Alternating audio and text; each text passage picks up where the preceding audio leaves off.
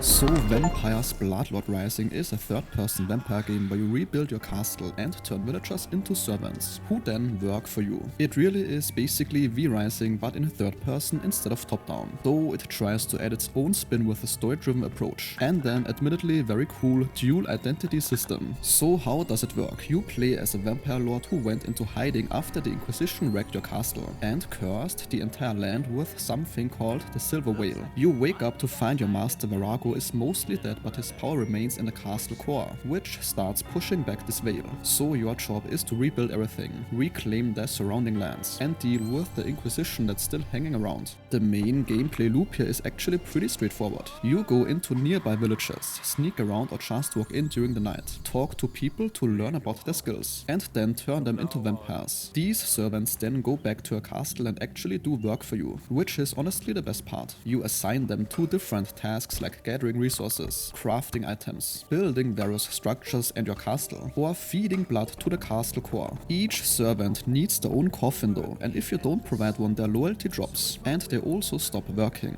Now, what sets this apart from other vampire games is probably the dual form system. What this means is you can switch between being an aristocrat and a hunter with only a button press. As an aristocrat, you look human enough to walk around villages during the day, talk to NPCs and collect rumors about who might make good servants. You can also collect taxes. If you switch to hunter mode, then you're in full vampire form. This is the form you take when you want to fight, feed on people and animals, and use your powers. It's a neat idea that adds some variety to how you approach things. Combat exists of course, but it's not the strong point. Well, it's not terrible either. Let me explain. You have basic attacks, blocking, and some special abilities you unlock through a skill tree. Fighting the regular enemies is pretty simple, a bit too mindless actually. You just spam your attacks and you will automatically target them. Now, the shielded enemies need you to actually use your block and abilities. Stealth is also there, but the AI doesn't seem very smart, which in my opinion is one of the biggest problems right now. They barely notice you unless you're standing right on top of them. These are typical early access issues that they will likely improve over time, but right now they're not particularly great, which isn't even that big of a deal, because the castle building and servant aspect is much more fun. As you progress, you unlock vampire powers like turning invisible, transforming into a bat to fly around, beast vision to see blood types, and also some decent combat abilities. These cost vampire tears, which you get from defeating enemies and completing objectives. The world is split into different regions that you unlock by feeding blood to your castle core. Each region has different resources and enemies. You explore these areas, fight inquisitors, collect materials, find coffins that serve as respawn points, and discover villages. The game has a day-night cycle, so you need to get back to a coffin before dawn, or you're gonna burn. The castle building is pretty detailed, and there are many elements you can place. You place these blueprints for structures and your servants build them as long as you have materials. There's different types of buildings, decorations,